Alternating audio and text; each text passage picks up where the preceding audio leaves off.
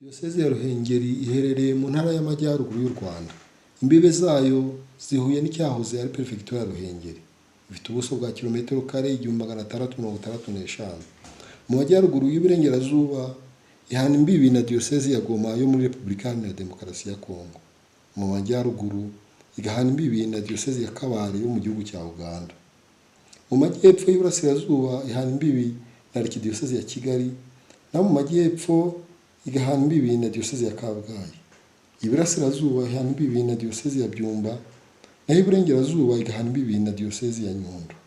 Kuri ubu igizwe n'uturere dukurikira: Akarere ka Musanze, igice kinini cy'uturere twa Burera na Gakenke, n'igice gito cy'Akarere ka Nyabihu. Diyoseze ya Ruhengeri yashinzwe ku itariki ya 20 Ukuboza 1960 na Nyirubutungane Papa Yohani wa 23 Mutagatifu ibyawe na Diyoseze ya Nyundo.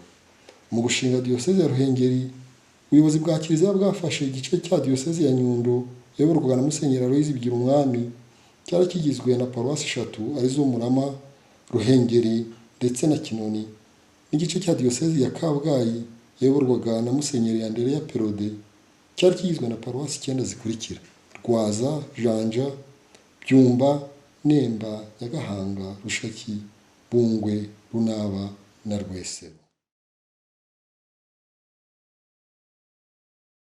Imibare igaragaza ko abakristo ba Diyoseze ari 391 na 695 ku baturage 886 na 576, ni ukuvuga 44 n'igice kimwe kw'ijana.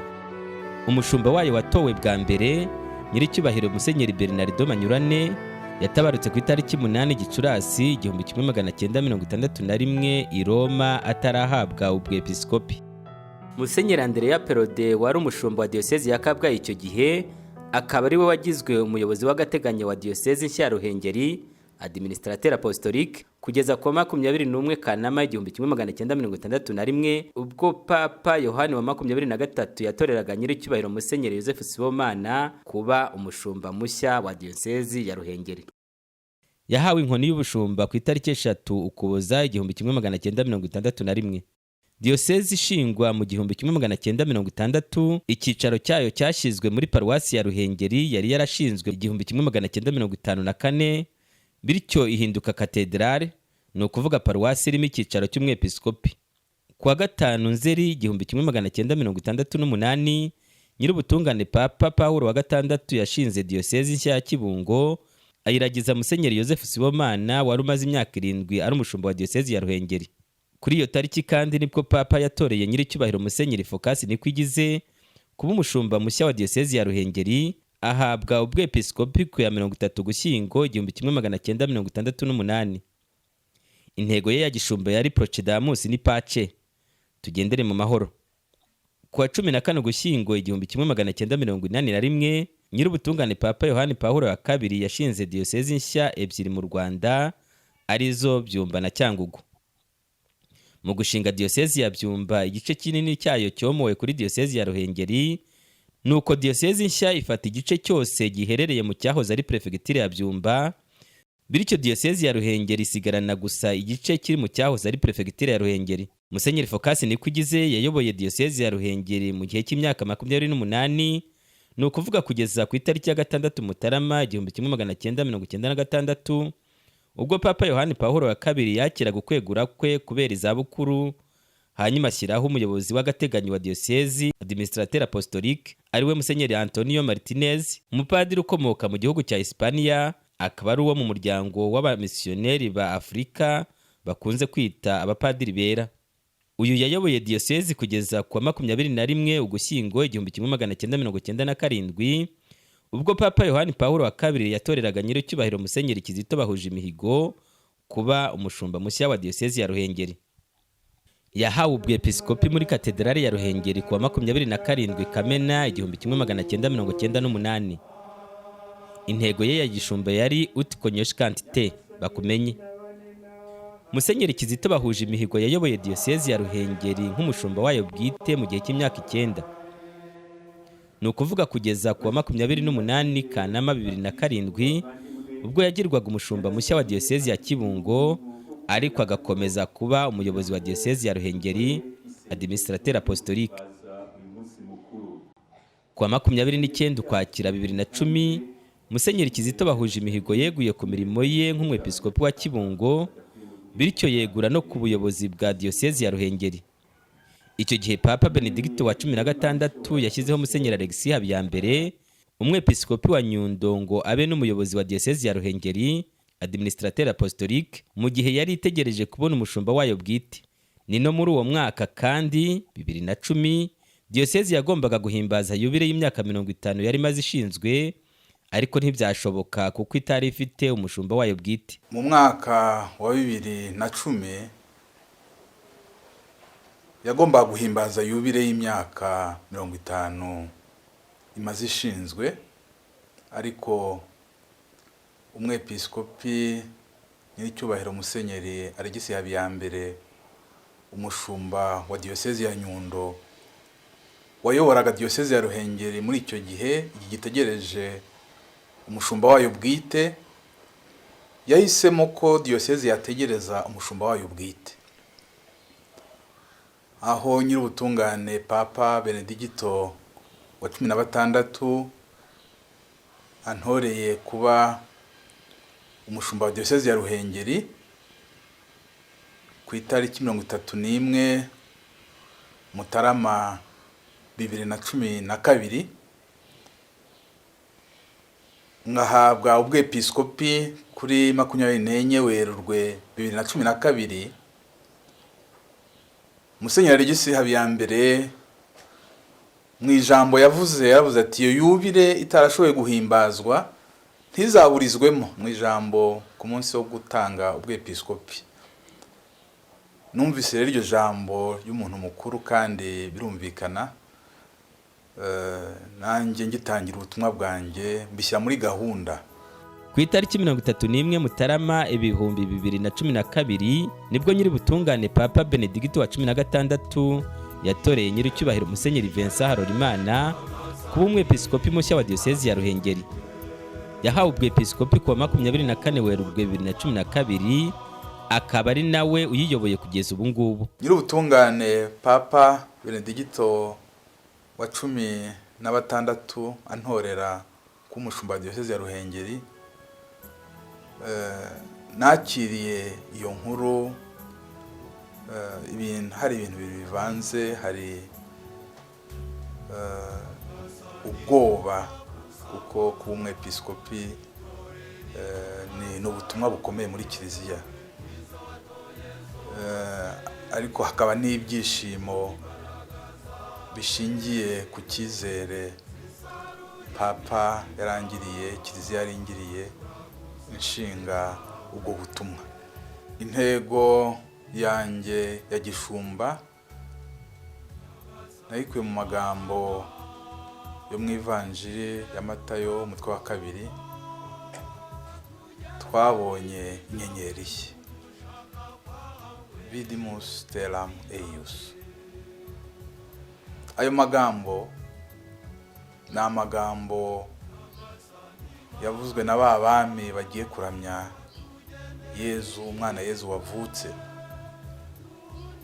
Ni amagambo yerekana ibyishimo by'abashakashaka Yezu n'umutima utaryarya, maze inyenyeri ikabayobora bakamubona bakishima.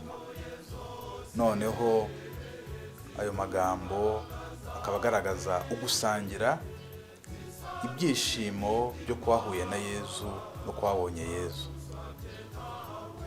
Nibyo byishimo rero nifuriza abakristo ba Diocese ya Ruhengeri Imana yanshinze. Kuva ku itariki ya 17 z'ukwa 5 2014 kugeza ku itariki ya 10 z'ukwa 10 2015, Diocese ya Ruhengeri yari muri yubile y'imyaka 50 imaze ishinzwe. Ibyo birori byagiye bihimbarizwa mu maparuwasi yose agize Diocese. Ku itariki ya 10 z'ukwa 10 2015 niho yasoje iyo yubile. Uwo munsi mukuru w'isozwa rya yubile ya Diocese wahuriranye no guhimbaza yubile y'imyaka 25 umushumba wayo nyiricyubahiro Musenyeri Vincent Harorimana amaze ari umusaseredoti.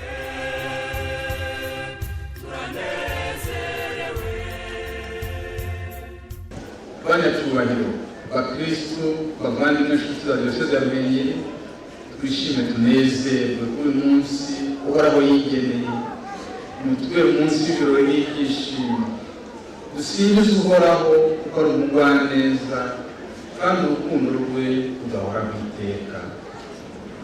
Twafashe igihe gihagije cyo kwitegura iyi yubile, none mu kuyihimbaza twimaze muribuka ko tumaze umwaka n'igice tuzenguruka muri paruwasi zose za diyoseze dufite ingingo nyamukuru n'iyogezabutumwa tuzirikanaho ku buryo bw'umwihariko. Koko ni ngombwa gusubiza amaso inyuma, ibyiza tukabishimira Imana n'ababigizemo uruhare, ibibi tukabigaya twimazeyo, tukagaya n'ababigizemo uruhare. Ariko ntabwo tugomba guhanwa n'amateka atarabaye meza, ahubwo tugomba guharanira kubaka ejo hazaza heza. Mucyo rero dukataze tujya mbere, turangwa no kwemera, ukwizera n'urukundo. Yadusobanuriye ibijyanye n'ubutumwa yakoze nk'umusaseredoti, avuga n'uko abona diyoseze ashinzwe. Nibyo koko ku itariki ya 8 Nzeri mwaka w'1990 nahawe ubusaseredoti. Imyaka 25 rero irashize mpawe iyo ngabire y'ubusaseredoti muri kiliziya. Ni ingabire rero ihebuje muri kiliziya, kuyakira nkamaze imyaka 25 ndabishimira Imana. Uyu munsi nshimishijwe no guha ubusaseredoti abasore benshi ba Kiliziya y'u Rwanda n'iya Zaire. Musenyeri Vincent Harorimana ari mu bahawe ubusaseredoti na nyir'ubutungane Papa Yohani Pawulo wa kabiri ubwo yasuraga u Rwanda kuva ku itariki ya 7 kugeza ku ya 9 Nzeri 1990. Yagize icyo atubwira kuri uwo mutagatifu yiboneye n'amaso ye, by'umwihariko akamuramburiraho ibiganza imbare ho muri diyoseze ya Kabgayi ku itariki ya 8 z'ukwa 9 1990. Nibyo koko twagize umugisha wo kurambirirwaho ibiganza na mutagatifu Yohani Pawulo wa kabiri Papa igihe aduhaga ubusaseredoti. Ni ingabire ikomeye.